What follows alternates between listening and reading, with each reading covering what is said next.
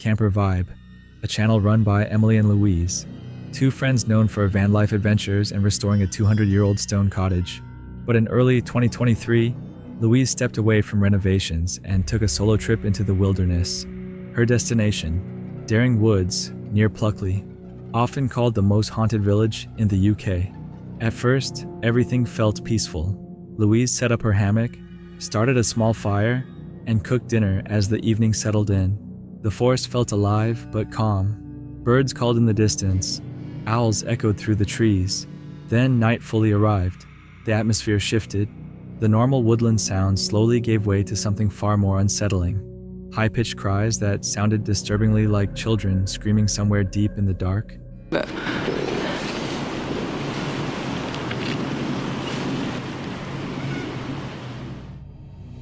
Whether animal or something else, the noise clung to the air.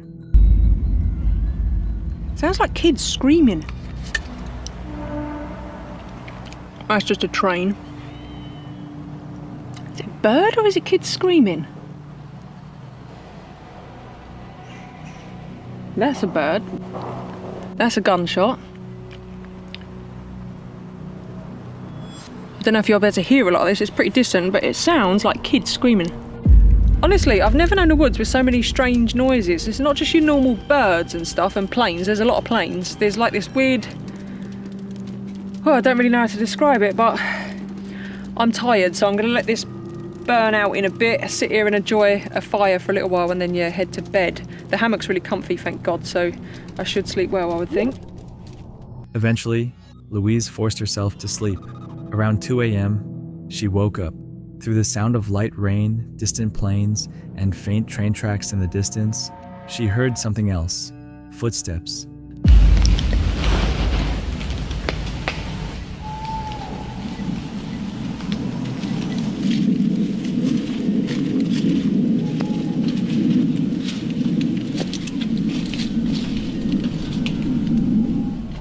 Slow, deliberate, crunching across the forest floor. They stopped just outside her tent. Silence.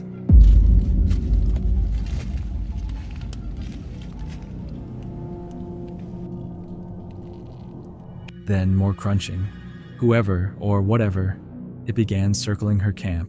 Louise stayed perfectly still, refusing to shine her light and reveal her position. The footsteps would fade, then return, again and again. Hours passed like this. By the middle of the night, she was certain of one thing. It didn't sound like an animal. What the fuck was that? I don't want to turn the light on because I'm pretty convinced there's been a person or persons. What the fuck? I've never wanted the morning to come as much as I do right now. Eventually, she built up the courage to quickly peek outside. Nothing. No figure. No movement. Just darkness. What the fuck is going on?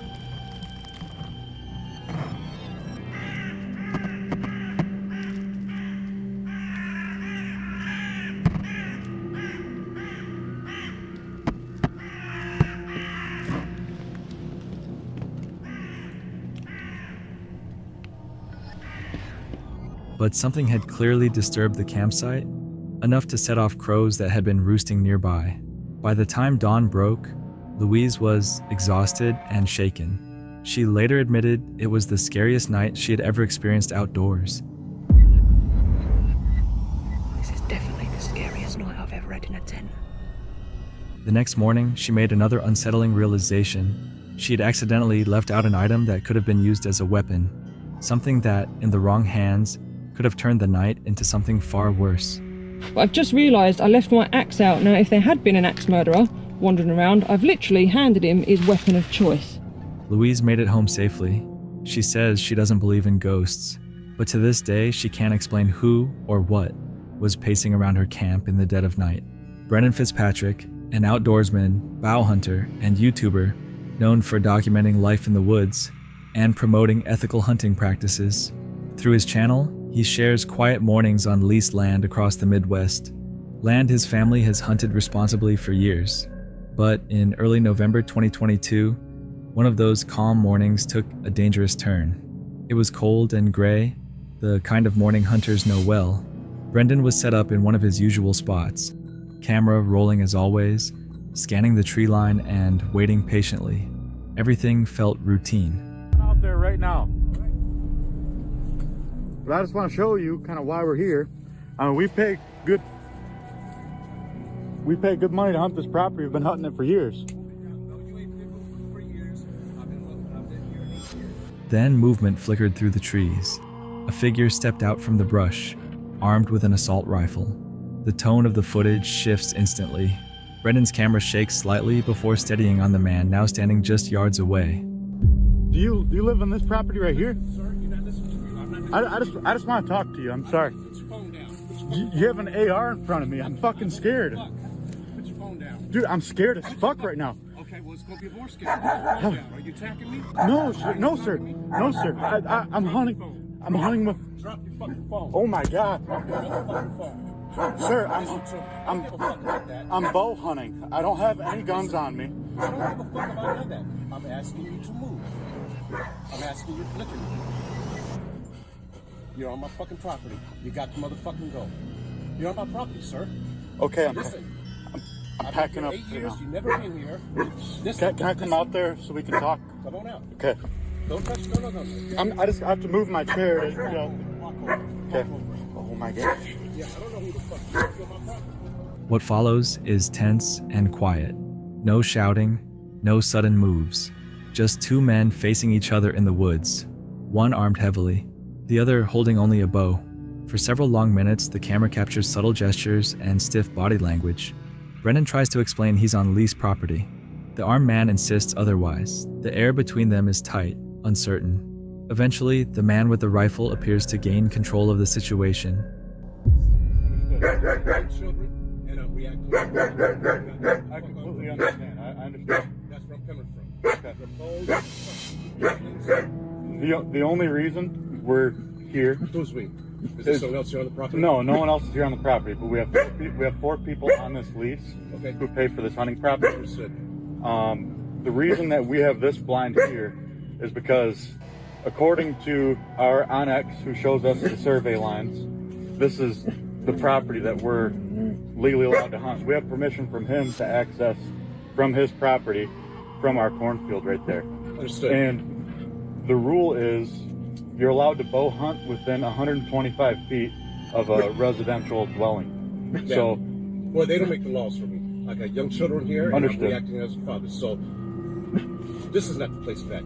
The encounter ends without violence, but not without impact. Brendan slowly begins packing up. His hunting blind sits partially collapsed. The woods fall silent again. The armed man disappears back into the trees. Yes. All right, so no problem. I wish you luck. oh, you okay? I wish you luck, my friend. But I don't strike in. Okay. That's all I'm asking. All right. All right? All right. Can I get your name, sir? Okay. I understand. I just, out of respect, if I see you, I want to be able to communicate, you know? I doubt we're going to run into each other again. Okay. Later, Brennan reported the confrontation to local police and conservation officers, providing the footage as evidence. No charges were filed. Authorities labeled it a misunderstanding. On February 27th, 2021, deep in the mountains of Montana, Adam and Shane thought they were alone. At first, everything felt calm. Then they saw it. A massive grizzly feeding quietly in a berry patch below. Huge, silent, unaware it was being watched. And then, movement in the brush. Another bear, then another, a mature boar, a younger male. We got a big grizzly on us.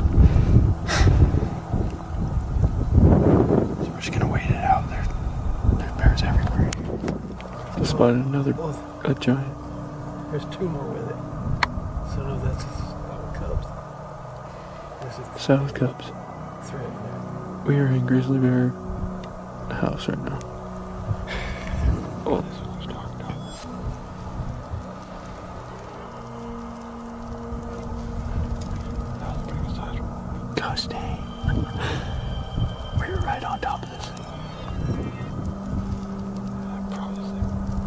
So the situation that you're watching unfold here is to the left and down the hill, there's a mature boar grizzly feeding in the berries. Just up from him is an immature boar grizzly feeding in the berries. And now they've spotted a sow and 2 cubs feeding down the hill towards the other 2. And suddenly, a sow stepped out with 2 cubs, 5 grizzlies, all on the same slope.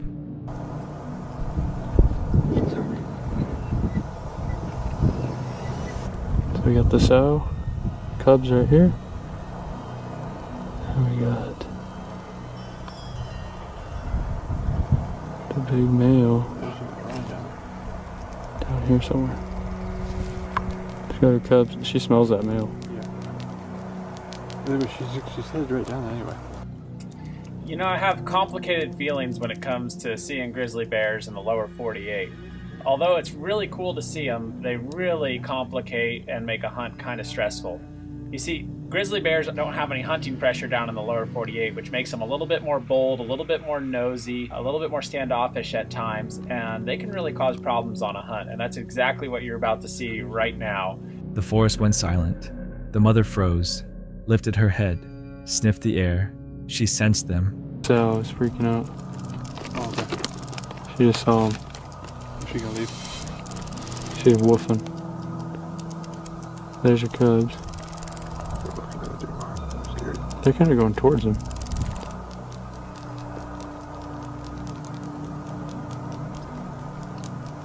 The little bears aren't that big.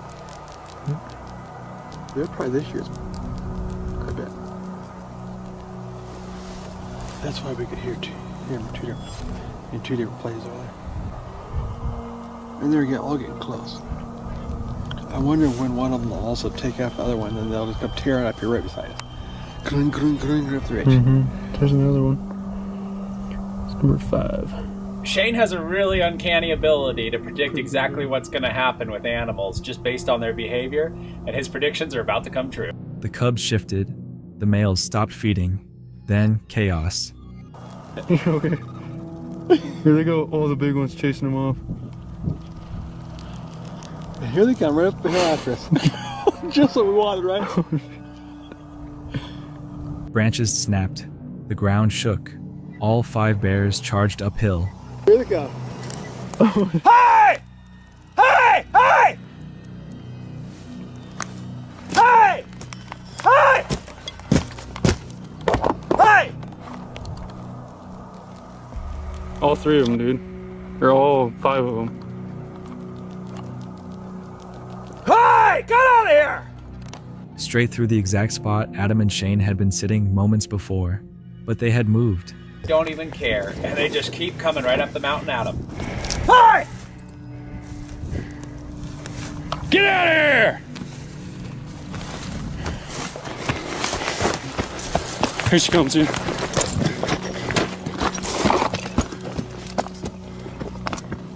Hey! Hey!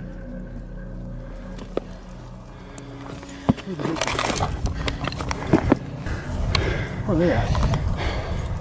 They ran. These bears ran right through where Shane and Adam were just set up. Had they not moved, they would have had a real serious confrontation with these 3 bears. You got your camera? Yeah. Hold on, she ain't gone. No. Oh my gosh. Dude, that one down there's huge. That is a huge bear. Dude, I still don't feel good about this. And that single decision likely saved their lives. Because in grizzly country, you are never truly alone. Dude, I am shaking so bad. We just had 5 grizzlies come after us. Very nice. Let's run over here to give her some room to come up that ridge. Yeah, she would have charged us. Yeah, because we've been too close. Oh yeah. I figured we could handle them out here on this open space.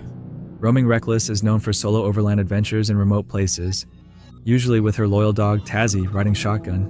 But on October 26th, 2025, what was meant to be a peaceful weekend in the Colorado desert quickly turned into a survival lesson in patience. The night before, a heavy thunderstorm had torn through the area. The campsite she chose had great reviews, but one clear warning: if it rains, you could be stuck. By morning, the clay-heavy desert soil, locally known as gumbo, had transformed into thick, glue-like mud. Every step was a struggle. Driving out would have meant burying her truck to the axles. And then it got worse. She discovered the region was under a flood watch. Flash floods were possible at any moment, and she had no way out until the ground dried. Now it wasn't just inconvenient, it was dangerous. She shifted into problem-solving mode. First, she checked the dry creek bed nearby. Water levels had risen overnight. Tazzy stayed close while she carefully monitored the edges. Back at camp, she wiped muddy paws, reorganized gear, washed dishes, and kept the truck tidy. Every few minutes, she scanned the sky. It was a waiting game. With the mud locking them in place and flood risks looming, she stayed inside the truck for most of the day, using Starlink to stay productive while constantly checking water levels from a safe distance. Then night fell. Everything went silent, too silent. And that's when the coyotes started. One howl, then another.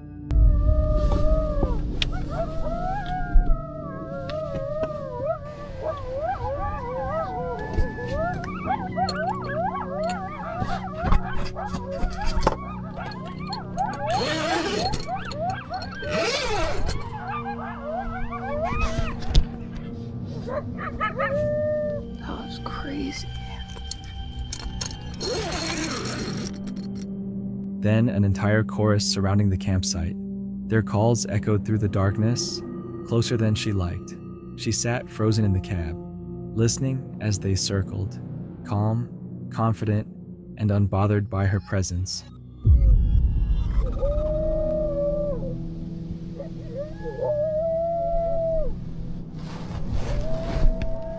I can actually see them. Yeah, I literally see them out there. Funny. For hours, the desert felt alive with unseen movement, but morning brought relief. The sun rose, the creek receded, the mud began to dry. By mid-morning, the ground felt solid enough to hold the truck. The flood threat had passed, and the coyotes were gone. She and Tazzy were safe. What started as a simple camping trip became a reminder. In the desert, the real danger isn't always what you see. It's the weather, the terrain, and the wild closing in when you least expect it. Adrian J. Crow, the creator behind his self-titled YouTube channel, is known for late-night investigations into haunted ruins and forests filled with strange sounds. But on March 22nd, 2021, a trip into an Irish forest felt different from the start. The moment he stepped into the fog, something felt off. It was just after midnight when Adrian and his team crossed the first row of trees. Their flashlights barely cut a few meters ahead. The mist swallowed the beams, turning them into soft halos that hovered in the dark. Yeah, just complete nighttime, extreme fog, as you can see. Really extreme fog. And yeah, we're gonna see how haunted it gets. This is some intense stuff. I don't know if I'm gonna be able to cope. Every step pushed them deeper into silence. This wasn't an easy trail. They crossed bogland and uneven ground that shifted under their boots. Moss gave way unexpectedly. Hidden dips and fallen branches nearly tripped them. The fog pressed in tight, thick enough to hide movement, and maybe more. Back to a more solid path that isn't half marsh. Try and get ourselves properly into the woodlands. Even their voices felt muted, as if the forest was absorbing the sound. At one point, Adrian stopped and called out into the mist, directing his voice toward the part of the tree line that vanished into darkness. It wasn't a ritual, just a test. A simple question thrown into the void. Come, ghost! Come! We welcome you! Probably shouldn't have said that. Spirit of Ballybowley! Come forth! Present your extraordinary self to us! Nothing answered, but the silence that followed felt heavier than before. Each member of the team later described the same sensation, like something was standing just outside the reach of their light. Not visible, not audible, just close. They continued filming. Low light shots of the forest floor, fog curling around tree trunks, shadows stretching in unnatural directions. The trees themselves looked distorted in the mist, bending and warping in ways that felt almost deliberate. Let's listen to the dead silence of the wood.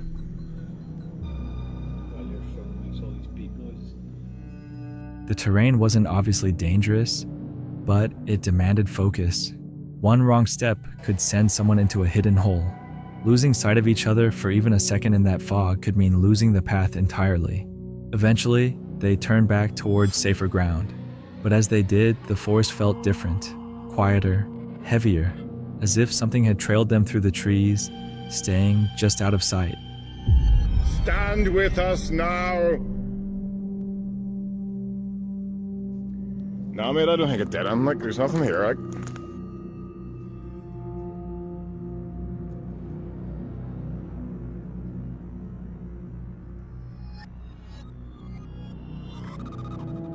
What was that?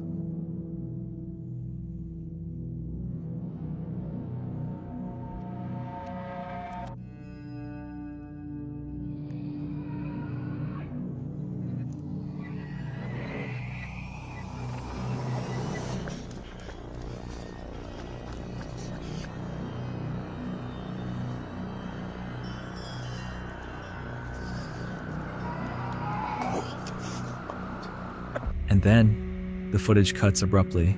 No explanation, no visible threat. Just Adrian's lingering feeling that whatever was out there had stayed a few steps beyond the light, the entire time. The following footage was uploaded to the YouTube channel EKA Acres in July 2023. In the video, two hikers and their dog, Gigi, set out to explore a little-known trail deep inside Broken Straw State Forest near Bear Lake in Panama, New York. According to the creator, there was almost no information available about this forest online. The only reference they could find was on All Trails, listing the route as a short 1.8-mile out-and-back hike. Their plan was simple: scout the trail, review it, and possibly return later with their van to camp near a remote swampy lake. At the start, everything felt manageable.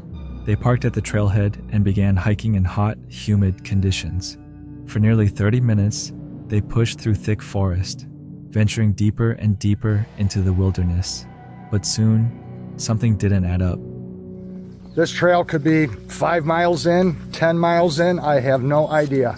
But every time I keep looking down the trail, it just keeps going and going with no end in sight. But this trail is definitely a lot longer than what All Trails is saying.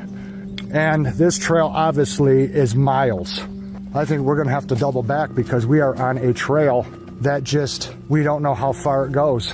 I mean, it bends around there and we've been walking for almost 3 miles now, and it just goes up through the forest and it just disappears out of sight. All Trails said it was 1.8, which is a short hike. But now instead of almost a 4-mile trip, we're now into 6 miles because we gotta go back the same distance we came in, and we're not even at the end of the trail. And because there's no information on this state forest, I don't know how many miles long this trail is, but it could end up being 5 miles long, 10 miles long. And I'm not doing a 20-mile hike today with it 90 degrees and oppressive humidity.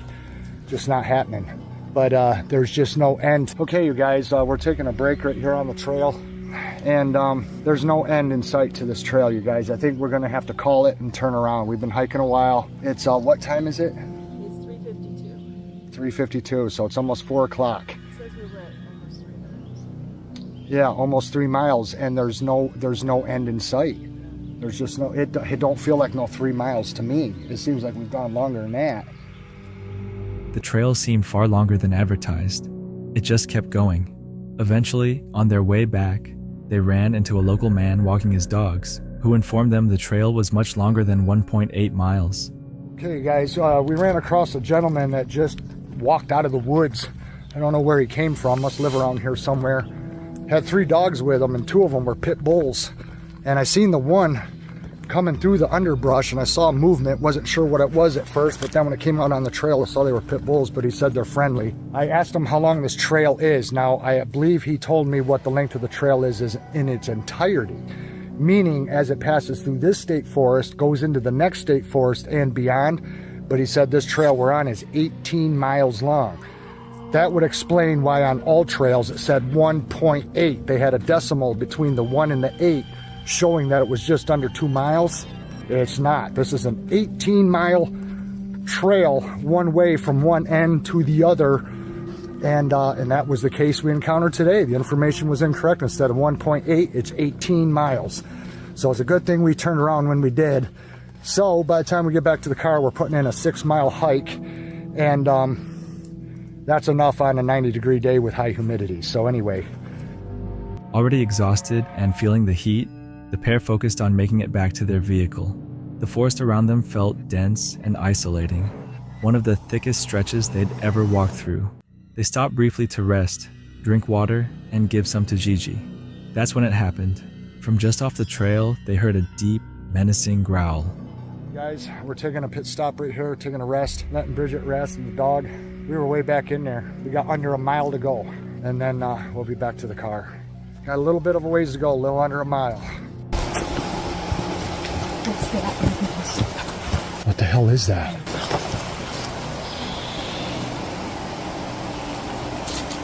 Something's growling.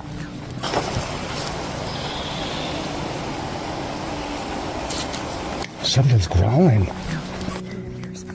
You guys, there's something growling at us. Get the dog picked up. There's something as we're making our way back to the car. Something is growling at us. Did you hear that? Not joking, you guys. It is a deep growl. Keep walking, keep walking, keep walking. What do you suppose that was? Holy shit. I've got the can in my hand right now. That was a deep growl, wasn't it? We both stopped and it was just going growling at us. Holy shit, I never heard that in the woods ever before. That was creepy. I wonder if that was a freaking Sasquatch. I wonder. That's what they say, honey. I can't help it. That's what they say.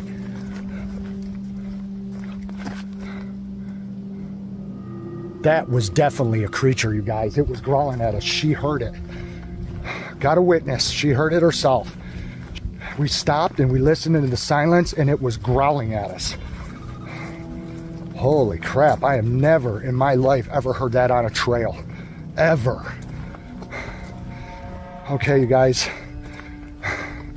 We are going to make it in fast time, walking fast, and get back to the car. And I'm going to keep watching behind us. What did that sound like to you? Yeah, I haven't heard. And you heard it, right? Yeah, I heard something. That was crazy. Watch this guy. It wasn't distant. It wasn't faint. It was directed at them. They froze. Without hesitation, they shifted into survival mode. They picked up their dog and began moving quickly but carefully back toward the car. They didn't investigate. They didn't wander off the trail. They stayed tight together and focused on putting distance between themselves and whatever had made that sound. Fortunately, they made it back to their vehicle before dark and left the forest without further incident.